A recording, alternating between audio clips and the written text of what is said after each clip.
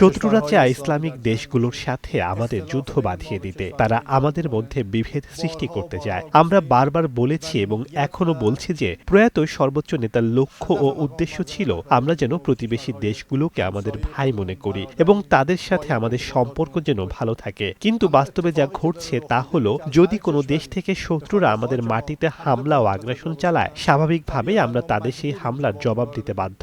আমরা সেই হামলার জবাব দিলে তার অর্থ এই নয় যে ওই দেশের সাথে আমাদের কোনো বিরোধ আছে।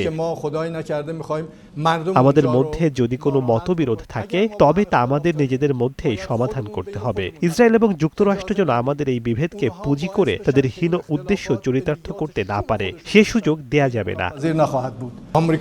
যুক্তরাষ্ট্র এবং ইসরায়েল কোনো দ্বিধা ছাড়াই ১৬৮ জন নিরীহ শিশুকে হত্যা করল। তাদের বিন্দুমাত্র লজ্জা নেই। গাজায় ৫০ থেকে ৬০ হাজার মানুষকে গণকবর দিয়েও তাদের মধ্যে কোনো অনুশোচনা কাজ করে না। আর তারাই কিনা বলতে চায় যে আমরা ইরানিরা মানুষকে হত্যা করতে চাই। যারা আমাদের দেশকে আক্রমণ করবে আমরা তাদের বিরুদ্ধে পূর্ণ শক্তি নিয়ে দাঁড়াবো এবং পূর্ণ শক্তি দিয়েই তার জবাব দেব।